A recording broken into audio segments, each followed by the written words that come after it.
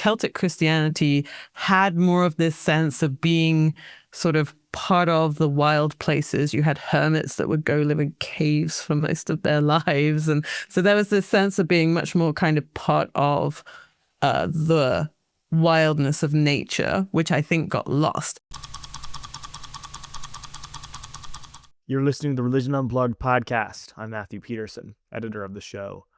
It's been a hot summer. Heat waves have persisted across North America, Australia, Asia, and most notably Europe, where over 25,000 people have already died as a result of the extreme heat. In fact, heat levels in July of this year tied with the levels of the hottest month in recorded history. As summer vacationers head to exotic destinations, they find that things are not as they should be, such as coral reefs having greatly deteriorated, or more talk of endangered species. At home here in New York, I experience thick, smoky, almost suffocating air as a result of Canadian wildfires. We're experiencing the realities of a broken Earth in real time. The temperature, the sea, the air, all are being greatly affected by our planet's changing climate. And as we deal with the fear, confusion, and discomfort of a rapidly changing environment, our impulse is often to find the root cause and dig it out. We're looking for somebody to blame. Is it as simple as corporate greed, big businesses draining natural resources and polluting the air with manufacturing processes? Or is it you and me, with our daily consumption of cheap goods and reliance on fossil fuels? Or is it a mix of both? Have we just been taking too much for too long without a thought towards future generations? My guest on this week's podcast, anthropologist Susanna Crockford, asks whether the root of the cause may, in part, be buried deep inside of evangelical Christianity. Her new book, Perturbed System, investigates the way that religious language influences climate discourse. It also touches on how Christianity has negatively impacted the earth and how Christian ideas may be able to be part of the solution. Here's Susanna. Susanna Crockford, thank you so much for being on the show. Really appreciate you making time for us. Thank you so much for inviting me on. I appreciate it. So I think just to get started, I'm going to go with a really basic question, but that I think is important for the framing of everything else we talk about, which is what makes religious groups more likely to be skeptical of climate change than secular groups? There are a number of different theories about this. The common wisdom, like if you asked an average person on the street, would be that certain religious groups, especially evangelicals in the US, they're the classic, they're overwhelmingly climate skeptic. And it's because they believe in an end times prophecy. So they're like, it's the end of the world. So we're not going to do anything about climate change because it fits into their prophecy, right? There's fires and floods in the book of Revelation, and that they interpret it in that apocalyptic frame. And that's why they don't think we need to do anything about climate change, because this is all part of God's plan. That is generally, overwhelmingly is perhaps a little overstating it, but many scholars in the field of religion and nature do not support that theory now. Probably the best work on this subject is Robin Veldman's Gospel of Climate Skepticism, and the argument she makes there, which is the argument I tend to rely on in my own work as well, is that in fact, if you look specifically at evangelical Christians in the US, they have this sense of embattlement with secular culture. And so because climate change and climate science have been put on the other side, they're part of secular science. It's a liberal cause, right? That's why they oppose it. So it's more to do with politics and this sense of separation from secular culture than with their theology. But it depends on which religious group we're talking about. Some religious groups are not climate skeptical. If you look at, say, Buddhists, for example, they tend to be, in fact, quite ecologically oriented. Indigenous people in North America, they tend to have ecological action, if we want to call it that, built into their worldview as well, of like taking care of the land and seeing the land as a relation. So it really depends on which religious groups we're talking about and where. Yeah. And with evangelicals in particular, since they are the ones who are sort of the most traditionally skeptical, where did that skepticism start? Is it as old as, first climate theories that were coming out, and as evangelicals were establishing themselves, they were always skeptical? Or was there a kind of a moment of clear, no, we're not going to be a part of this? It's interesting because if you read, for example, Neil Pogue's work on the history of nature and the religious right, I might be getting the title of his book wrong. He argues that if you look in the US, evangelicals in the 60s and 70s, when you have things like Earth Day, were pro-environment, and that it fits with their worldview in terms of stewardship, right? That you should take care of the creation that God has given you. And people like Phyllis Schlafly, for example, were pro-environmental at one point. And then they became skeptical in the early 90s. Neil Pogue actually dates it to around 1994. And it is to do with this further rightward shift, not just of evangelicals, but the Republican Party generally.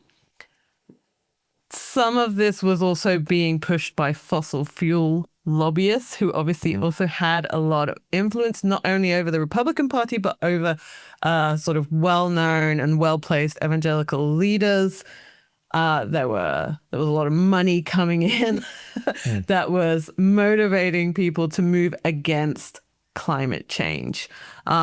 So no, they definitely shifted. And I think the historical materials show that quite well. And there are still so I've mostly been talking about white evangelicals. If you look at black evangelicals, for example, they're not climate skeptic. So it really depends, again, like, which group and where. But the ones that most people will think about is white evangelicals, especially in the US South, which is where I did some of my own research as well.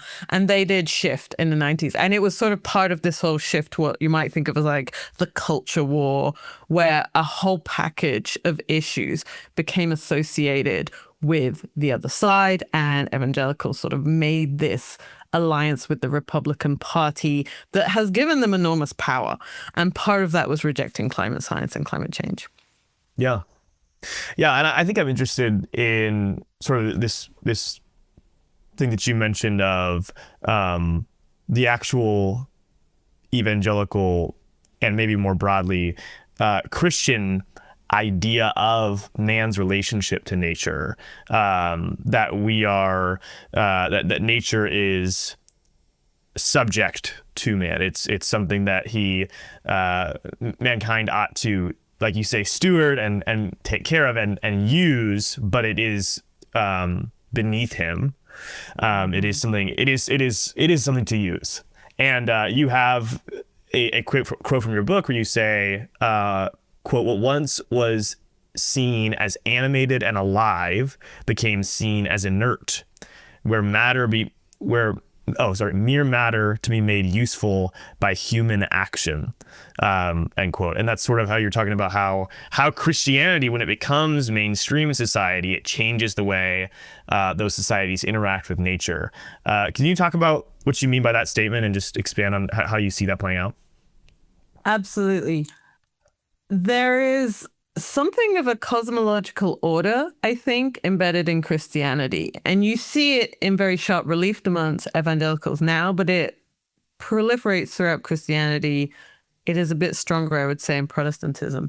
And in this cosmological order, you have God at the top, right? He created everything, generally thought of as male. And then you have man, woman on the side.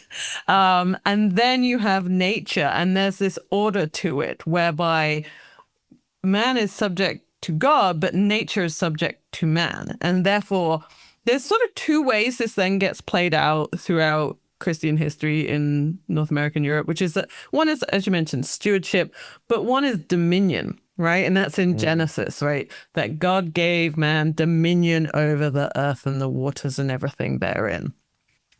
And when you have cultures that have this influence of Christianity, that see the earth, the atmosphere, all of its resources as theirs to use, it becomes, in a way, evacuated of its own life force. Now, there's various different other types of religion. I mentioned a couple of them already. We could go with indigenous worldviews, for example, that see the world, the land, as animated by spirit, right? It's sometimes called animism, right? That, you know, for example, a rock, a tree, a flower, these are not just matter, they are imbued with spirit. And in some cultures, like, so I'm from England, there's a lot of paganism now in England where they see, you know, all of the land as something that you have to have a relationship with. And, you know, in indigenous cultures, again, this was something like you had to have, you would see these kind of forms as kin, right? A river is a kin. And that's not in Christianity, right? And I think that this conceptual splitting of man and then nature, and nature as inert material object, and then man as subject, and in a way sort of above and beyond, having not only matter but also spirit, but again, the only thing that has spirit, right? It's not in the rocks and the trees anymore. It's only in humans. That, for some cultures, that then played out in this idea that we can just do whatever we want with nature. We can take as much as we want, and it's going to like absorb all of the byproducts of us taking what we want. And that's how you end up with things like climate change, which is this long-term process, but where it comes from is this taking too much fossil fuels of the ground, burning them, and then the atmosphere gets filled with carbon dioxide. Now, that's a biophysical process, but underlying that is a conceptual way of thinking about nature that, what I argue, is rooted in Christianity and the schema of God at the top, then man, and then nature. And it's also what makes climate science in some way seen as hubristic, because climate science is saying that as humans, we are destroying nature. Now, in this schema, only God can do that, right? So in a way, they're saying that climate science is putting man in the place of God. And I have some very interesting climate skeptic literature from a think tank called the Heartland Institute. And it will and I've got this leaflet that literally starts with, you know, God, not man, affects nature. So in a way, it's like, we have dominion, we can do whatever we want, but we're also sort of like, we're not going to make any big changes. We don't have that power in this Christian way of thinking. So therefore, it sort of gives us a pass. You know, we just do whatever we want because we just don't have that cosmological power to really fundamentally alter nature. That's only God. Yeah, and do you think that idea of dominion and subjugation, do those principles ultimately just inherently lead to exploitation of the subjugated thing, of the thing that is dominion is being exercised over, or is that just in some cases that's been true? I tend to argue for contingency in the histories of various cultures, which is to say, it's not inherent, as I've already mentioned. In some Christian traditions, the idea of stewardship is very strong. I tend to try and restrict my argument to Protestantism, but that's mostly because that is the most influential Christian tradition in the places that I studied, which was the United States and Northern Europe, you know, quite strongly Protestant. I think it's there as well in Catholicism, but there are different layers in Catholicism as well. And it's also just not what I studied directly. So it's not inherent, I would say. And then there are other forms of Christianity. You can sort of go back and find, one of the things I do is I kind of trace Christianity back to much older forms. Before you even had Protestantism and Catholicism, you had Roman Christianity and Celtic Christianity. And arguably Celtic Christianity had more of this sense of being sort of part of the wild places. You had hermits that would go live in caves for most of their lives. And so there was this sense of being much more kind of part of the wildness of nature, which I think got lost. What happened alongside Christianity was industrialization and colonialism. So in my book, I make very clear that you can't separate out these historical processes and the impact they've had on where we are now. It's not just Christianity. And what I want to be very clear is I'm not saying Christians cause climate change. No, there are historical processes, one of which is Protestant Christianity and this conceptualization of dominion over nature. But alongside that, we have industrialization. We have things like the invention of the steam engine, which relies on the extraction of coal. We burn that coal. It goes into the atmosphere as carbon.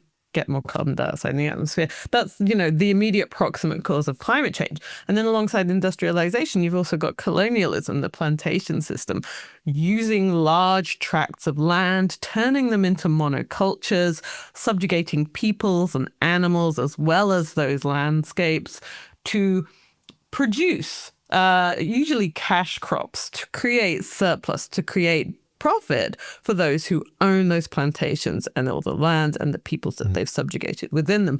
So those histories are both contingent and also strongly interconnected to the extent that you can't just separate them out and be like it's one thing. Like some people will say, well, it's colonialism. And my argument is it's colonialism along with industrialization and also Christianity. Yeah. Yeah. And I think something I was interested that you mentioned in your book is sort of the idea that for a lot of people, asking questions about why climate change is happening, why the earth is in so much turmoil, there's an understanding that it could be as sort of a punishment, as a punishment for the radical, reckless, even at times, industrial revolution, and for the radical colonialism. That this is what we get. This is our punishment. These are the consequences of our actions, in almost a divine sense. Like that idea of punishment is very of actions and sudden extreme divine punishment obviously are religious ideas, but it doesn't seem like you just see those in religious communities. Like you see those in secular communities too, that's sort of this is what we get, we had this coming. Can you talk about sort of that nuance of this being sort of a religious idea, that it's punishment, but it's kind of been adopted by many people who are frustrated with climate change? Indeed. I think it is probably more common to find ostensibly secular people who describe themselves as non-religious, such as myself, right? I would not describe myself as religious, who would hold this view that climate change is some sort of punishment for humanity's actions. And it's absolutely like this is what we get, right? We did bad things and we're going to suffer for it. And, it's all humanity's fault. And there's a number of assumptions in here that they don't unpack. One of which is who's humanity here, right? Yeah. Yeah. When we say humans did this, actually it wasn't most humans. It was a small number of humans in some very specific parts of the world in a specific socioeconomic class who benefited enormously from this. Others benefited, but less so. So this use of I call it a concept of original sin, right? That it's in human nature to use things up until they are all gone. And I use examples, for example, of people comparing humans to microbes that just reproduce and reproduce and reproduce until they erase their own resource base. And you absolutely find this not just in secular culture, but in the environmental movement. There's a very strong sort of almost anti-human strain in environmentalism that goes back at least the 70s or 80s, possibly even longer, that humans are bad for nature. And if we want to save the planet, what we really need to do is, have fewer humans. And that is probably the most extreme articulation of this sense of divine retribution. The other assumption that really remains unpacked is just how religious this idea is, right? So not only are we kind of blaming everyone for the actions of a few, but we're also not looking at the religious ideas of sort of ethics that are embedded in this idea that, we did this on purpose in a way, and therefore we deserve what we get, right? It's the same sort of logic behind things like the death penalty, right? This sort of eye for an eye justice, right? You did something bad, so something horrible is going to happen to you in return. And that's a deeply religious idea. But it's also, and this is why I say it's more common amongst secular people than religious people, it's also something that religious people, especially Christian, especially the more socially liberal Christian churches and congregations in Europe, have really worked against for quite some time, for the last couple of 100 years. So I think there's actually more of a sense of we're going to return to stewardship amongst this explicitly religious communities. And I think there's a real sense of palpable despair amongst secular people, because I think they expect technology to save us. And it's not, honestly, it seems to be getting worse with things like AI. They just seem to be increasing the resource use. So technology kind of took the place of the savior in the secular thinking. Instead of unpacking this like messianic thinking that we have that, you know, something is going to come suddenly and save us, right? We didn't get rid of that way of thinking. We just put technology in the place of God. So without unpacking that thinking, I think it really leaves a lot of secular people in a state of despair, because science didn't save us. It just pointed out the problem. Technology didn't save us. Honestly, it's probably making it worse. And if you looked at the root of the problem, technology was there, right? It was things like the steam engine. So the idea that it was going to save us was always a bit of a stretch. And I think a lot of secular people, because they are secular, don't realize the religious roots of the concepts that they have, the ideas that they think and that they believe. They think, well, I'm not a Christian, therefore Christianity has nothing to do with me. But you grew up in a Christian country, right? At least historically. Like Britain is historically a Christian country, even though many people are secular. America is incredibly Christian. I'm always impressed by how the difference in the level of religiosity between a country that has an official separation of church and state, the US, but people are so religious and religion is so important. But you look at European countries, especially places like Britain or in Scandinavia, where I also did fieldwork, they have state churches, but we're not very religious. Yeah, right. And that always makes me laugh. Anyway, I thought we went off on a bit of a tangent about sex. No, I think that's fascinating. I'm very much interested, in the way that religion is not something you just easily put aside. It's always kind of intertwined in so many societies and in so many institutions, and like you say, ideas. And actually that leads in well to my next question, which was going to be, I think one of the ideas that's really present and prevalent in a lot of discussion about climate change is the idea of apocalypse and like impending doom. And you mentioned earlier, everything's going to end. Do you think that apocalypse is, well, first of all, do you think it's a distinctly religious idea? And second, what do you think it might look like if we could divorce climate change discourse from merely reducing it to the impending apocalypse? How might that change? How might it motivate us more? Would that be helpful? I think that, if we're thinking about apocalypse, that is absolutely a religious concept. Like the idea of the end of the world is embedded in, I would say, probably most of the major religions. Christianity is one that talks about it a lot, especially amongst Protestants. And you have all of the different sort of delineations of millenarians, different ways of thinking about the end of the world.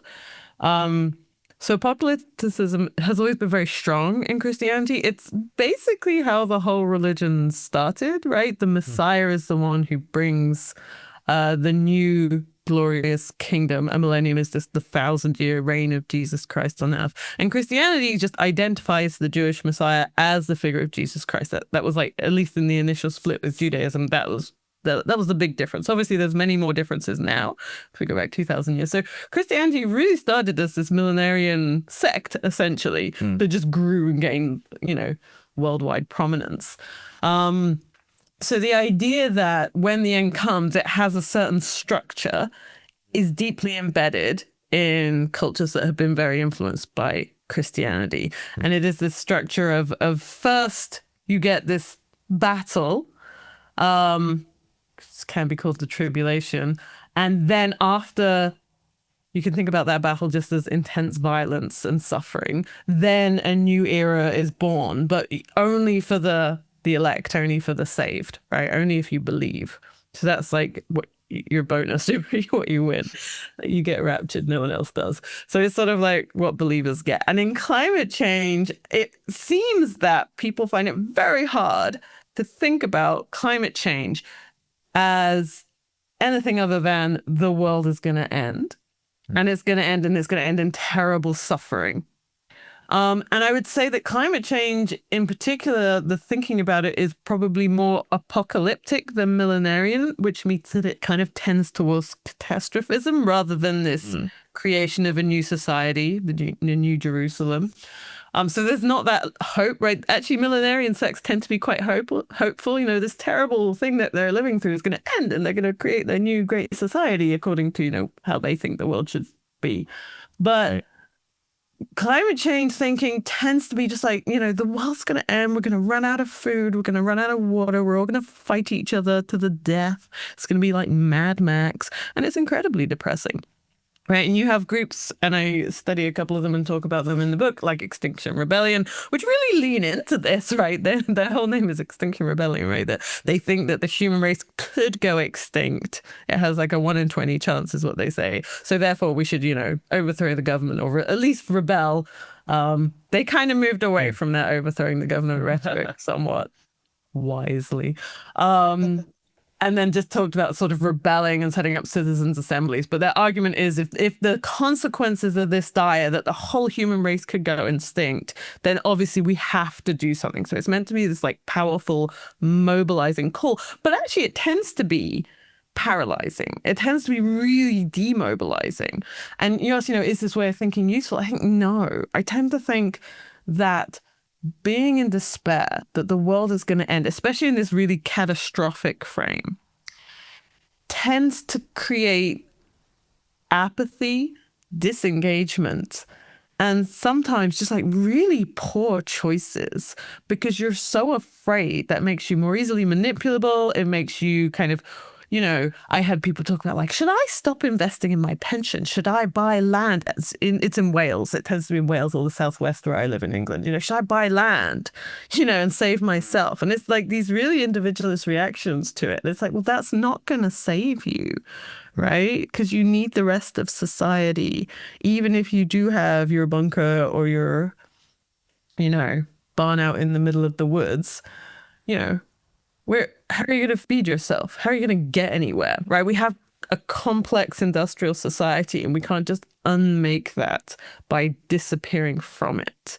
So I think there's a number of different tendencies, and I trace them all throughout the last chapter of the book to this apocalyptic way of thinking. And none of them really end anywhere useful or productive for moving forward. I think a better way to think about climate change, number one, is that we're not doomed. The quicker we stop this basically chemical reaction in the atmosphere, the less harm will be done. There will still be harm. We don't live in a pristine state of nature, and we never did. So there will still be some amount of sea level rise, for example. But the quicker we decarbonize, the more we will save, right? And I think in any kind of reasonable ethics, you need to do that, right? Because it is the right thing to do. Not because you personally may be one of the saved, which is another reason why I think this apocalyptic way of thinking is not useful. Because you really start to focus on yourself and your children and how do I become one of the saved? No, you should think about collectively, how do we go forward with as much as we can, reducing as much harm as possible and creating a future where as many people can live a reasonable life of having their needs met as much as possible, which we should not forget. Many people do not have their basic needs met now under the form of industrial capitalism we have.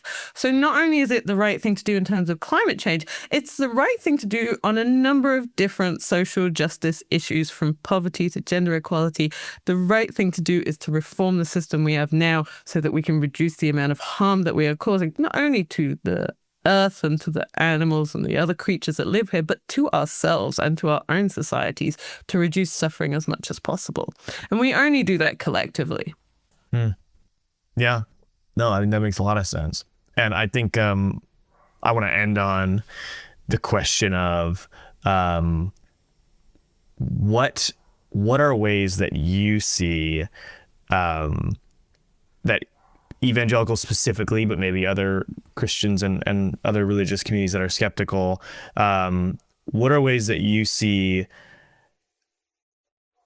them being able to still maintain their beliefs, not compromise on what they believe to be true, but yet not engaging with some of the more toxic interpretations of some of those beliefs that have led us to the place that we're in? What are some of the ways that you can see them balancing those two things? And maybe also, are there any examples of, maybe specifically evangelical communities that you see actually doing a pretty good job of this, of being both deeply holding fast to their Christian beliefs and deeply holding fast to the idea that we've got to take care of the earth and start working against the many causes of climate change? I think that there's already a very clear route open to evangelical and all Christian communities, which is to shift to an idea of stewardship. And to think of stewardship as a social act, not just an individual act. Within evangelical communities, there's a tendency to see stewardship as something individual, like I pick up litter, therefore I'm being a good steward. But rather than think about it in this individual way, think about how collectively as a group, because they do work quite well as a group. They're quite good at mobilizing as a collective. Right. And what if they just push that energy towards reducing their carbon impact as a way of being good stewards? And maybe they don't need to think about it in terms of climate change. Maybe they can think about it in terms of energy independence, about lowering costs, being frugal. These are all strong evangelical principles. There's a really good climate scientist called Katharine Hayhoe, who is also an evangelical. She's from Canada originally, but she works in Texas now. And she explicitly messages about climate change to evangelical communities in terms of energy independence, right? In terms of doing more in terms of stewardship. And she tries to avoid these sort of, in those communities, what has become quite toxic labels, things like climate change. I think it is okay to kind of jettison concepts that are not helpful. And I think, for example, even if you just want to look at where we are right now, it is very expensive to have a gas-fueled car, right? And I know this isn't happening to the same extent in the US, but what's happening in Europe already is it's actually speeding up the transition to renewables, which is probably one of our better routes to a better place, even though renewables are not necessarily they're not perfect, but they're at least better than coal, gas, and oil. So if we can get to a better place that way quicker, then I think that that's a good thing to do. I think another thing and this isn't just for evangelicals, but for everyone, is to kind of rid these ideas that we need to be perfect, right? Yes, there are problems with renewables. Absolutely. Rare earth minerals, right? Lithium. These are not good. The supply chains are terrible. They involve, heavy mining. They involve all kinds of labor exploitation. But it's a stepping stone to somewhere better. And it is okay to take a series of small steps to get out of the place we're in. And I think that's where this sort of collective action, and I think religious communities, especially Christian communities, can be a very powerful actor in that, because as I already mentioned, they're already very good at working together. They're actually already very good at being cooperative. All they need to do is just sort of shift away from these maybe more individualist notions of stewardship to more collective notions. And also to think about, I mentioned earlier this embattlement with secular culture. Well, there's really nothing more secular than a large corporation that exists only for profit, right? They perhaps, in terms of going back to the Bible, they could go back to all of those passages about rich men not getting into heaven, right? So that perhaps they could reorder their priorities slightly. That might be a bit too much of a stretch. I would be extremely happy if they would just stop supporting the Republican Party. That's maybe a little bit too political, but I think in terms of following their ethics and following their own sort of religious beliefs following the current iteration of the Republican Party doesn't actually fit with that. So just starting there would be a great place. I think that would do a lot of good for the world. All right. Susanna Crockford, that is what I have for you. Thank you so much for your time. I really appreciated this. It was very fascinating to me. Thank you so much. Thank you. Thank you for listening to the Religion Unplugged podcast. You can find Susanna's book, A Perturbed System, anywhere books are sold. If you like the podcast, please consider rating and reviewing us on your podcast platform, subscribing to us on YouTube, and sharing our work with friends or on social media. If you appreciate the work we do here at Religion Unplugged and want to keep this show ad-free, please consider making a small donation at religionunplugged.com/donate. Thanks again for listening, sharing, and giving. We'll be back next week with a brand new episode of the Religion Unplugged podcast.